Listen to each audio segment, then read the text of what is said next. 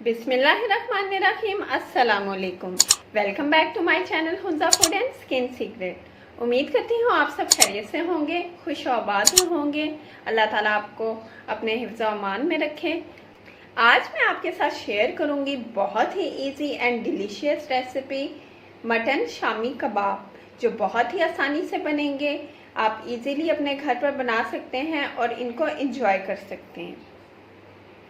मैं आपके साथ यहाँ पे सारे टिप्स एंड ट्रिक्स शेयर करूंगी, जिससे आपके शामी कबाब बहुत ही लजीज और उम्दा बनेंगे। तो अगर आप मेरे चैनल पर न्यू हैं तो प्लीज़ मेरी वीडियो को लाइक करें और मेरे चैनल को सब्सक्राइब करें और बेल आइकन पर प्रेस करना बिल्कुल ना भूलें, ताकि आपको मेरी लेटेस्ट वीडियोस की नोटिफिकेशन ईजीली मिले।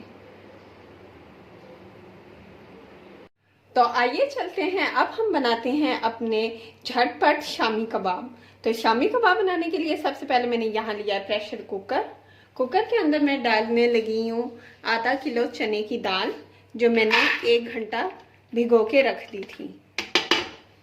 अब मैं इसके अंदर डालने लगी हूँ आधा किलो गोश्त।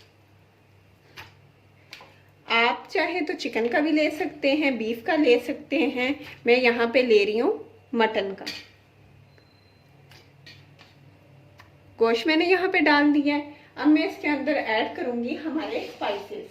तो स्पाइसेस में सबसे पहले मैं डाल रही हूँ 1 टेबल स्पून जीरा और 1 टेबल स्पून सूखा धनिया, जिसको मैंने यूं दरदरा सा कूट लिया है।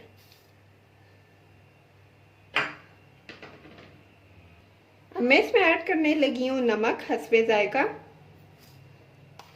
आप अपने टेस्ट के मुताबिक नमक कम या ज़्यादा कर सकते हैं। अब मैं इसमें ऐड करने लगी हूँ 1/2 टीस्पून लाल मिर्च पाउडर, 1/2 टीस्पून कुटी हुई लाल मिर्च। अब मैं डालने लगी हूँ 1/2 टीस्पून गरम मसाला पाउडर। अब हम इसमें ऐड कर रहे हैं साबुत लहसुन। लहसुन मैंने यहाँ पे तकरीबन 15 क्लोव्स लिए हैं। इसके 3 टुकड़े मैं यहाँ पे डालने लगी हूँ अदरक के। अब मैं इसमें ऐड करने लगी हूँ पानी।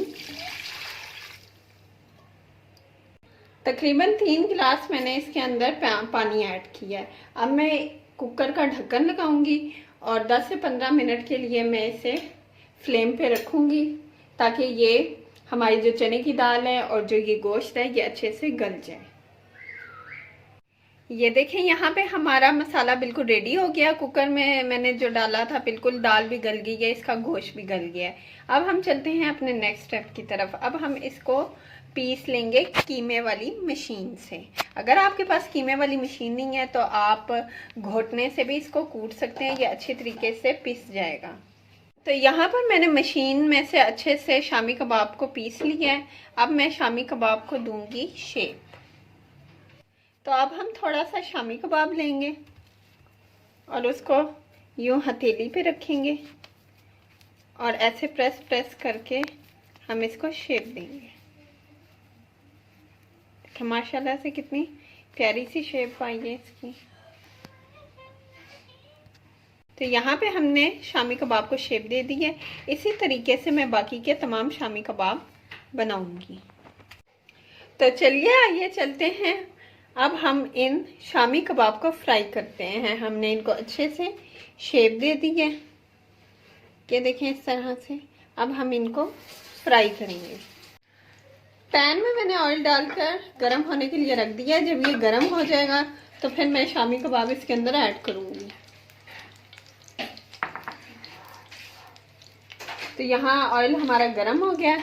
अब मैं यहाँ मैंने अंडे में डिप कर लिया और इसको मैं डाल रही हूँ।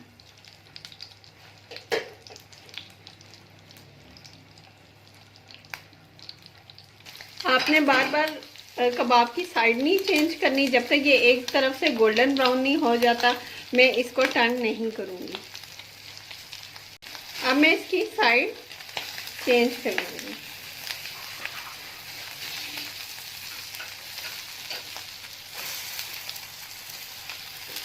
देखिए माशाल्लाह से गोल्डन ब्राउन हो गई है। दूसरी भी साइड हमने इसकी चेंज कर दी है। यहाँ पे हमारे शामी कबाब बिल्कुल रेडी हो गए हैं। अब मैं इनको डिश आउट कर लूँगी और बाकी के तमाम शामी कबाब मैं इसी तरह से बनाऊँगी। तो माशाल्लाह से यहाँ हमारे तमाम मटन शामी कबाब रेडी हो गए हैं। मैंने इनको फ्राई कर लिया और देखें ये माशाल्लाह से कितने खूबसूरत लग रहे हैं। इनकी मैंने डेकोरेशन भी कर ली है, इनकी मैंने अच्छे से गार्निशिंग भी कर ली है और माशाल्लाह से ये बहुत ही ज़्यादा टेस्टी लग रहे हैं। तो आपने इस रेसिपी को ज़रूर ट्राई करना है, आपको बहुत ही पसंद आएगी। आप इसको as a tea time snack भी इस्तेमाल कर सकते हैं। आप इसको as a tea time snack भी खा सकते हैं और बच्चों के लंच बॉक्सेस में भी दे सकते हैं एज अ सैंडविच और बर्गर। तो कमेंट सेक्शन में मुझे अपना फीडबैक ज़रूर दीजिएगा। अगली वीडियो के लिए अपना ख्याल रखिएगा, मुझे दुआओं में याद रखिएगा। टेक केयर, अल्लाह हाफिज़।